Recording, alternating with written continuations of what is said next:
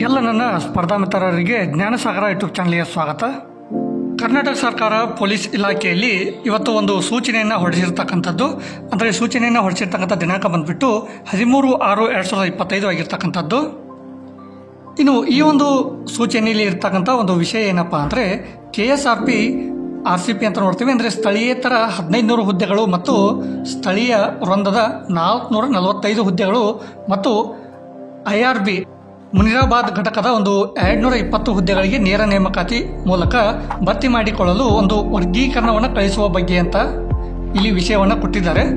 So ಇದರ ಬಗ್ಗೆ ಒಂದು ಡೀಟೇಲ್ ಆಗಿರ್ತಕ್ಕಂಥ ಮಾಹಿತಿಯನ್ನು ಈ ವಿಡಿಯೋನಲ್ಲಿ ತಿಳ್ಕೊತ ಹೋಗೋಣ ಬನ್ನಿ. ಇಲ್ಲಿ ಕೊಟ್ಟಿರ್ತಕ್ಕಂಥ ವಿಷಯ ಏನಪ್ಪ ಅಂದರೆ KSRP RPC ಪುರುಷ ಮಹಿಳೆ ಸ್ಥಳೀಯೇತರ ಮತ್ತು ಸ್ಥಳೀಯ ವೃಂದದ 1500 ಹುದ್ದೆಗಳ ಒಂದು ನೇರ ನೇಮಕಾತಿ ಮೂಲಕ ಭರ್ತಿ ಮಾಡಲು ಈಗಾಗಲೇ ತಮ್ಮ ಕಚೇರಿಯಿಂದ ಏನು ಮಾಡಿದಪ್ಪ ಅಂದ್ರೆ ಕಳುಹಿಸಲಾದ ನೇರ ಮತ್ತು ಸಮತಲ ವರ್ಗೀಕರಣ ವಿವರವನ್ನು ಪಕ್ಕಕ್ಕಿರಿಸಿದೆ ಅಂತ ಹೇಳಿದ್ದಾರೆ. ಇದರ ಜೊತೆಗೆ ಈ ಜ್ಞಾಪನದಲ್ಲಿ ಲಗತ್ತಿಸಲಾದ ಅಂದರೆ ಈ ಕೆಳಗಡೆ ಒಂದು ಪೋಸ್ಟ್ಗಳ ವರ್ಗೀಕರಣವನ್ನು ಕೂಡ ಕೊಟ್ಟಿದ್ದಾರೆ. ಸೊ ಅದನ್ನು ಕೂಡ ಇದೇ ವಿಡಿಯೋನಲ್ಲಿ ನೋಡ್ತಾ ಹೋಗೋಣ.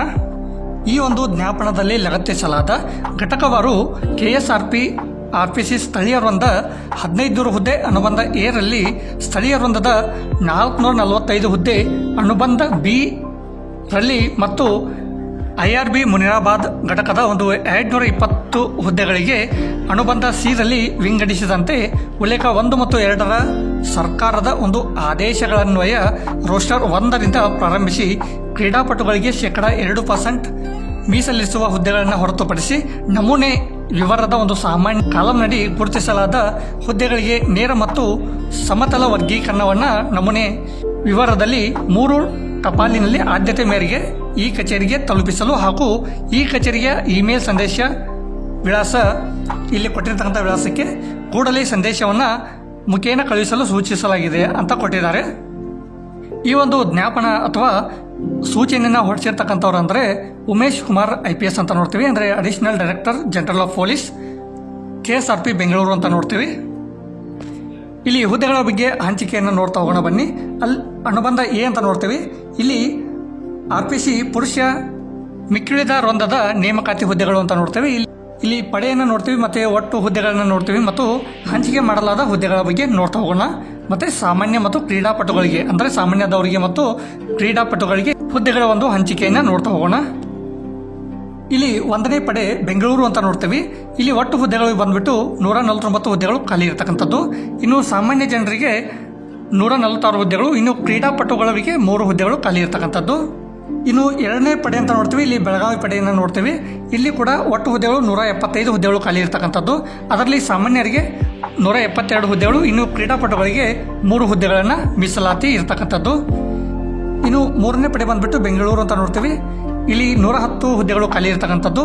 ಇಲ್ಲಿ ಸಾಮಾನ್ಯ ಅಭ್ಯರ್ಥಿಗಳಿಗೆ ಒಂದು 108 ಹುದ್ದೆಗಳು ಖಾಲಿ ಇರತಕ್ಕಂಥದ್ದು. ಇನ್ನು ಕ್ರೀಡಾ ಅಭ್ಯರ್ಥಿಗಳಿಗೆ 2 ಹುದ್ದೆಗಳು ಖಾಲಿ ಇರತಕ್ಕಂಥದ್ದು. ಇನ್ನು 4ನೇ ಪಡೆ ಅಂತ ನೋಡ್ತೀವಿ. ಇಲ್ಲಿ ಬೆಂಗಳೂರು ಪಡೆ. ಇಲ್ಲಿ ಕೂಡ 141 ಹುದ್ದೆಗಳು ಖಾಲಿ ಇರತಕ್ಕಂಥದ್ದು. ಇದರಲ್ಲಿ ಸಾಮಾನ್ಯ ಅಭ್ಯರ್ಥಿಗಳಿಗೆ 138 ಹುದ್ದೆಗಳು ಮತ್ತು ಕ್ರೀಡಾ ಅಭ್ಯರ್ಥಿಗಳಿಗೆ 3 ಹುದ್ದೆಗಳು ಖಾಲಿ ಇರತಕ್ಕಂಥದ್ದು. ಇನ್ನು 5ನೇ ಪಡೆ ಅಂತ ನೋಡ್ತೀವಿ. ಮೈಸೂರು ಪಡೆ ಇರತಕ್ಕಂಥದ್ದು. ಇಲ್ಲಿ 159 ಹುದ್ದೆಗಳು ಖಾಲಿ ಇರತಕ್ಕಂಥದ್ದು. ಅದರಲ್ಲಿ ಸಾಮಾನ್ಯ ಅಭ್ಯರ್ಥಿಗಳಿಗೆ 156 ಹುದ್ದೆಗಳು ಮತ್ತು ಕ್ರೀಡಾ ಅಭ್ಯರ್ಥಿಗಳಿಗೆ 3 ಹುದ್ದೆಗಳು ಖಾಲಿ ಇರತಕ್ಕಂಥದ್ದು. ಇನ್ನು 7ನೇ ಪಡೆ ಅಂತ ನೋಡ್ತೀವಿ. ಅಂದರೆ ಮಂಗಳೂರು ಪಡೆ. ಇಲ್ಲಿ ಕೂಡ 254 ಹುದ್ದೆಗಳು ಖಾಲಿ ಇರತಕ್ಕಂಥದ್ದು. ಅದರಲ್ಲಿ 249 ಹುದ್ದೆಗಳು ಸಾಮಾನ್ಯ ಅಭ್ಯರ್ಥಿಗಳಿಗೆ, ಇನ್ನು 5 ಹುದ್ದೆಗಳು ಕ್ರೀಡಾಪಟುಗಳಿಗೆ. ಇನ್ನು 8ನೇ ಪಡೆ ಅಂತ ನೋಡ್ತೀವಿ. ಇಲ್ಲಿ ಶಿವಮೊಗ್ಗ ಇರ್ತಕ್ಕಂಥದ್ದು 8ನೇ ಪಡೆ. ಇಲ್ಲಿ 146 ಹುದ್ದೆಗಳು ಖಾಲಿ ಇರ್ತಕ್ಕಂಥದ್ದು. ಅದರಲ್ಲಿ ಸಾಮಾನ್ಯ ವರ್ಗದವರಿಗೆ 143 ಹುದ್ದೆಗಳು ಖಾಲಿ ಇರ್ತಕ್ಕಂಥದ್ದು ಮತ್ತು ಕ್ರೀಡಾಪಟುಗಳಿಗೆ 3 ಹುದ್ದೆಗಳನ್ನು ಮೀಸಲಾತಿ ಇರ್ತಕ್ಕಂಥದ್ದು. ಇನ್ನು 9ನೇ ಪಡೆ ಬಂದ್ಬಿಟ್ಟು ಬೆಂಗಳೂರು ಅಂತ ನೋಡ್ತೀವಿ. ಇಲ್ಲಿ 77 ಹುದ್ದೆಗಳು ಖಾಲಿ ಇರ್ತಕ್ಕಂಥದ್ದು. ಅದರಲ್ಲಿ 75 ಹುದ್ದೆಗಳು ಸಾಮಾನ್ಯ ಜನರಿಗೆ, ಇನ್ನು 2 ಹುದ್ದೆಗಳು ಕ್ರೀಡಾ ಅಭ್ಯರ್ಥಿಗಳಿಗೆ. ಇನ್ನು 10ನೇ ಪಡೆ ಬಂದ್ಬಿಟ್ಟು ಸಿಗ್ಗಾವಿ ಅಂತ ನೋಡ್ತೀವಿ. ಇಲ್ಲಿ 11 ಹುದ್ದೆಗಳು ಖಾಲಿ ಇರ್ತಕ್ಕಂಥದ್ದು. ಅದರಲ್ಲಿ 11 ಹುದ್ದೆಗಳು ಕೂಡ ಎಲ್ಲ ಸಾಮಾನ್ಯ ಅಭ್ಯರ್ಥಿಗಳಿಗೆ ಇರ್ತಕ್ಕಂಥದ್ದು. ಇನ್ನು 11ನೇ ಪಡೆ ಬಂದ್ಬಿಟ್ಟು ಹಾಸನ ಅಂತ ನೋಡ್ತೀವಿ. ಇಲ್ಲಿ 102 ಹುದ್ದೆಗಳು ಖಾಲಿ ಇರ್ತಕ್ಕಂಥದ್ದು. ಅದರಲ್ಲಿ 100 ಹುದ್ದೆಗಳು ಸಾಮಾನ್ಯ ಅಭ್ಯರ್ಥಿಗಳಿಗೆ, ಇನ್ನು 2 ಹುದ್ದೆಗಳು ಕ್ರೀಡಾಪಟು ಅಭ್ಯರ್ಥಿಗಳಿಗೆ. ಇನ್ನು 12ನೇ ಪಡೆ ಬಂದ್ಬಿಟ್ಟು ತುಮಕೂರು ಅಂತ ನೋಡ್ತೀವಿ. ಇಲ್ಲಿ 102 ಹುದ್ದೆಗಳು ಖಾಲಿ ಇರ್ತಕ್ಕಂಥದ್ದು. ಇನ್ನು ಸಾಮಾನ್ಯ ಜನರಿಗೆ 100 ಹುದ್ದೆಗಳು ಮತ್ತು ಕ್ರೀಡಾ ಅಭ್ಯರ್ಥಿಗಳಿಗೆ 2 ಹುದ್ದೆಗಳನ್ನು ಮೀಸಲಾತಿ ಇರ್ತಕ್ಕಂಥದ್ದು. ಇನ್ನು ಇಲ್ಲಿ ಒಟ್ಟು ಹುದ್ದೆಗಳನ್ನು ನೋಡಿದ್ರೆ ಇಲ್ಲಿ 1426 ಹುದ್ದೆಗಳು ಖಾಲಿ ಇರ್ತಕ್ಕಂಥದ್ದು.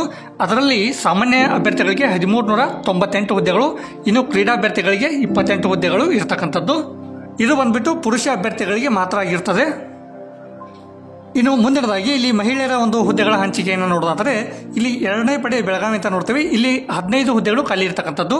ಅದರಲ್ಲಿ ಸಾಮಾನ್ಯ ಅಭ್ಯರ್ಥಿಗಳಿಗೆ 15 ಹುದ್ದೆಗಳು ಖಾಲಿ ಇರ್ತಕ್ಕಂಥದ್ದು. ಇಲ್ಲಿ ಕ್ರೀಡಾಪಟುಗಳಿಗೆ ಯಾವುದೇ ರೀತಿಯಾಗಿರ್ತಕ್ಕಂಥ ಹುದ್ದೆಗಳು ಇರೋದಿಲ್ಲ. ಇನ್ನು 4ನೇ ಪಡೆ ಬೆಂಗಳೂರು ಅಂತ ನೋಡ್ತೀವಿ. ಇಲ್ಲಿ 31 ಹುದ್ದೆಗಳು ಖಾಲಿ ಇರ್ತಕ್ಕಂಥದ್ದು. ಅದರಲ್ಲಿ ಸಾಮಾನ್ಯ ಅಭ್ಯರ್ಥಿಗಳಿಗೆ 30 ಹುದ್ದೆಗಳು ಖಾಲಿ ಇರ್ತಕ್ಕಂಥದ್ದು. ಇನ್ನು ಕ್ರೀಡಾ ಅಭ್ಯರ್ಥಿಗಳಿಗೆ 1 ಹುದ್ದೆ ಖಾಲಿ ಇರ್ತಕ್ಕಂಥದ್ದು.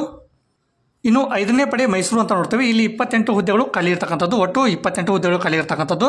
ಅದರಲ್ಲಿ 27 ಹುದ್ದೆಗಳು ಸಾಮಾನ್ಯ ಅಭ್ಯರ್ಥಿಗಳಿಗೆ, ಇನ್ನು 1 ಹುದ್ದೆ ಕ್ರೀಡಾ ಅಭ್ಯರ್ಥಿಗಳಿಗೆ. ಇನ್ನು ಒಟ್ಟು ಹುದ್ದೆಗಳನ್ನು ನೋಡಿದ್ರೆ ಇಲ್ಲಿ 74 ಹುದ್ದೆಗಳು ಒಟ್ಟು ಹುದ್ದೆಗಳು ಇರ್ತಕ್ಕಂಥದ್ದು. ಅದರಲ್ಲಿ 72 ಹುದ್ದೆಗಳು ಸಾಮಾನ್ಯ ಅಭ್ಯರ್ಥಿಗಳಿಗೆ, ಇನ್ನು 2 ಹುದ್ದೆಗಳು ಕ್ರೀಡಾ ಅಭ್ಯರ್ಥಿಗಳಿಗೆ ಮೀಸಲಾತಿ ಇರ್ತಕ್ಕಂಥದ್ದು. ಇಲ್ಲಿ ಸ್ಥಳೀಯೇತರ ಪುರುಷ ಮತ್ತು ಮಹಿಳೆಯರಿಗೆ ಒಟ್ಟು ಸೇರಿ ನೋಡೋದಾದರೆ ಇಲ್ಲಿ 1500 ಹುದ್ದೆಗಳು ಖಾಲಿ ಇರ್ತಕ್ಕಂಥದ್ದು. ಅದರಲ್ಲಿ 1470 ಹುದ್ದೆಗಳು ಸಾಮಾನ್ಯ ಅಭ್ಯರ್ಥಿಗಳಿಗೆ, ಇನ್ನು 30 ಹುದ್ದೆಗಳು ಕ್ರೀಡಾ ಅಭ್ಯರ್ಥಿಗಳಿಗೆ ಮೀಸಲಾತಿಯನ್ನು ಇಟ್ಟಿರ್ತಕ್ಕಂಥದ್ದು. ಇನ್ನು ಅನುಬಂಧ ಬಿ ಅಂತ ನೋಡ್ತೀವಿ. ಇಲ್ಲಿ ಕಲ್ಯಾಣ ಕರ್ನಾಟಕದ ಪುರುಷ ಅಭ್ಯರ್ಥಿಗಳಿಗೆ ಒಂದು ಹುದ್ದೆಗಳ ಹಂಚಿಕೆಯನ್ನು ನೋಡ್ತಾ ಹೋಗೋಣ ಬನ್ನಿ. ಇಲ್ಲಿ 1ನೇ ಪಡೆ ಬೆಂಗಳೂರು ಅಂತ ನೋಡ್ತೀವಿ. ಇಲ್ಲಿ 44 ಹುದ್ದೆಗಳು ಖಾಲಿ ಇರ್ತಕ್ಕಂಥದ್ದು. ಅದರಲ್ಲಿ 43 ಹುದ್ದೆಗಳು ಸಾಮಾನ್ಯ ಅಭ್ಯರ್ಥಿಗಳಿಗೆ, ಇನ್ನು 1 ಹುದ್ದೆಗಳನ್ನು ಒಂದು ಕ್ರೀಡಾ ಅಭ್ಯರ್ಥಿಗಳಿಗೆ ಮೀಸಲಾತಿಯನ್ನು ಇಟ್ಟಿರ್ತಕ್ಕಂಥದ್ದು. ಇನ್ನು 3ನೇ ಪಡೆ ಬೆಂಗಳೂರು ಅಂತ ನೋಡ್ತೀವಿ. ಇಲ್ಲಿ ಕೂಡ 43 ಹುದ್ದೆಗಳು ಖಾಲಿ ಇರ್ತಕ್ಕಂಥದ್ದು. ಅದರಲ್ಲಿ ಸಾಮಾನ್ಯ ಅಭ್ಯರ್ಥಿಗಳಿಗೆ 42 ಮತ್ತು ಕ್ರೀಡಾ ಅಭ್ಯರ್ಥಿಗಳಿಗೆ 1 ಹುದ್ದೆ. ಇನ್ನು 4ನೇ ಪಡೆ ಬಂದುಬಿಟ್ಟು ಬೆಂಗಳೂರು ಅಂತ ನೋಡ್ತೀವಿ. ಇಲ್ಲಿ 44 ಹುದ್ದೆಗಳು ಖಾಲಿ ಇರ್ತಕ್ಕಂಥದ್ದು. ಅದರಲ್ಲಿ 43 ಹುದ್ದೆಗಳು ಸಾಮಾನ್ಯ ಅಭ್ಯರ್ಥಿಗಳಿಗೆ, 1 ಹುದ್ದೆ ಕ್ರೀಡಾ ಅಭ್ಯರ್ಥಿಗಳಿಗೆ. ಇನ್ನು 6ನೇ ಪಡೆ ಬಂದುಬಿಟ್ಟು ಕಲಬುರಗಿ ಅಂತ ನೋಡ್ತೀವಿ.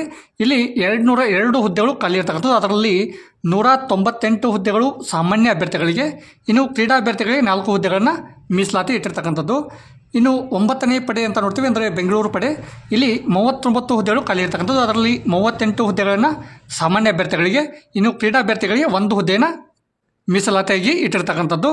ಇನ್ನು ಇಲ್ಲಿ ಟೋಟಲ್ ಆಗಿ ನೋಡೋದಾದರೆ 372 ಹುದ್ದೆಗಳು ಖಾಲಿ ಇರ್ತಕ್ಕಂಥದ್ದು. ಅದರಲ್ಲಿ ಸಾಮಾನ್ಯ ಅಭ್ಯರ್ಥಿಗೆ 364, ಇನ್ನು 8 ಹುದ್ದೆಗಳು ಒಂದು ಕ್ರೀಡಾ ಅಭ್ಯರ್ಥಿಗಳಿಗೆ ಮೀಸಲಾತಿಯನ್ನು ಇಟ್ಟಿರ್ತಕ್ಕಂಥದ್ದು.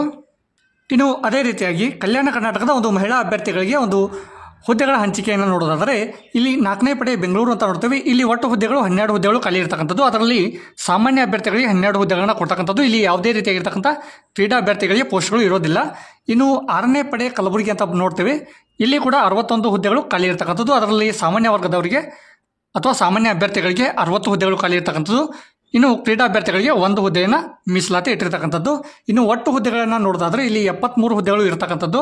ಅದರಲ್ಲಿ 72 ಹುದ್ದೆಗಳು ಒಂದು ಸಾಮಾನ್ಯ ಅಭ್ಯರ್ಥಿಗಳಿಗೆ ಇಟ್ಟಿರ್ತಕ್ಕಂಥದ್ದು, ಇನ್ನು 1 ಹುದ್ದೆಯನ್ನು ಕ್ರೀಡಾ ಅಭ್ಯರ್ಥಿಗೆ ಇಟ್ಟಿರ್ತಕ್ಕಂಥದ್ದು. ಇನ್ನು ಟೋಟಲ್ ಆಗಿ ನೋಡೋದಾದರೆ ಕಲ್ಯಾಣ ಕರ್ನಾಟಕದ ಪುರುಷ ಮತ್ತು ಮಹಿಳೆಯರಿಗೆ ಒಟ್ಟು ಹುದ್ದೆಗಳನ್ನ ನೋಡೋದಾದರೆ ಟೋಟಲ್ ಆಗಿರ್ತಕ್ಕಂಥದ್ದು 445 ಹುದ್ದೆಗಳು. ಅದರಲ್ಲಿ ಸಾಮಾನ್ಯ ಅಭ್ಯರ್ಥಿಗಳಿಗೆ 436 ಹುದ್ದೆಗಳು, ಇನ್ನು ಕ್ರೀಡಾ ಅಭ್ಯರ್ಥಿಗಳಿಗೆ 9 ಹುದ್ದೆಗಳನ್ನು ಮೀಸಲಾತಿಯನ್ನಾಗಿ ಇಟ್ಟಿರ್ತಕ್ಕಂಥದ್ದು. ಇನ್ನು ಅನುಬಂಧ ಸಿ ಅಂತ ನೋಡ್ತೀವಿ. ಇಲ್ಲಿ ಕಲ್ಯಾಣ ಕರ್ನಾಟಕ ಭಾರತ ಮೀಸಲು ಪಡೆ ಮುನಿರಾಬಾದ್ ವೃಂದದ ನೇಮಕಾತಿ ಹುದ್ದೆಗಳು ಅಂತ ನೋಡ್ತೀವಿ. ಇದು ಪುರುಷ ಅಭ್ಯರ್ಥಿಗಳಿಗೆ ಇರ್ತಕ್ಕಂಥದ್ದು. ಇಲ್ಲಿ ಇರ್ತಕ್ಕಂಥ ಭಾರತ ಮೀಸಲು ಪಡೆ ಮುನಿರಾಬಾದ್ ಅಂತ ನೋಡ್ತೀವಿ. ಇಲ್ಲಿ 220 ಹುದ್ದೆಗಳು ಖಾಲಿ ಇರ್ತಕ್ಕಂಥದ್ದು. ಇನ್ನು ಸಾಮಾನ್ಯ ಅಭ್ಯರ್ಥಿಗಳಿಗೆ 216 ಹುದ್ದೆಗಳು, ಇನ್ನು ಕ್ರೀಡಾ ಅಭ್ಯರ್ಥಿಗಳಿಗೆ 4 ಹುದ್ದೆಗಳನ್ನು ಮೀಸಲಾತಿ ಇಟ್ಟಿರ್ತಕ್ಕಂಥದ್ದು. ಇದಾಗಿತ್ತು ಇವತ್ತಿನ ಒಂದು ಪೊಲೀಸ್ ಇಲಾಖೆಯ ಮಾಹಿತಿ. ಇದರ ಒಂದು PDF ಲಿಂಕನ್ನು ವಿಡಿಯೋನ ಕೆಳಗಡೆ ಡಿಸ್ಕ್ರಿಪ್ಷನ್ ಬಾಕ್ಸಲ್ಲಿ ಕೊಟ್ಟಿರ್ತೀನಿ. ಸೊ ಅಲ್ಲಿ ಹೋಗಿ ಡೌನ್ಲೋಡ್ ಮಾಡ್ಕೊಂಡ್ಬಿಟ್ಟು ಒಂದು ಸಲ ಕರೆಕ್ಟಾಗಿ ನೋಡ್ಕೊಳ್ಳಿ. ಇದೇ ರೀತಿಯಾಗಿರ್ತಕ್ಕಂಥ ಮೋರ್ ಇನ್ಫಾರ್ಮೇಟಿವ್ ವಿಡಿಯೋಸ್ಗಳಿಗಾಗಿ ನಮ್ಮ ಚಾನಲನ್ನು ಸಬ್ಸ್ಕ್ರೈಬ್ ಮಾಡ್ಕೊಳ್ಳಿ ಮತ್ತು ಬೆಲ್ ಬಟನ್ ಮೂಲಕ ನೋಟಿಫೈ ಆಗಿರಿ ಅಂತ ಹೇಳ್ತಾ ಇಲ್ಲಿಗೆ ಈ ವಿಡಿಯೋನ ಮುಗಿಸ್ತಾ ಇದ್ದೀನಿ. ಧನ್ಯವಾದಗಳೊಂದಿಗೆ ಜೈ ಹಿಂದ್, ಜೈ ಕರ್ನಾಟಕ.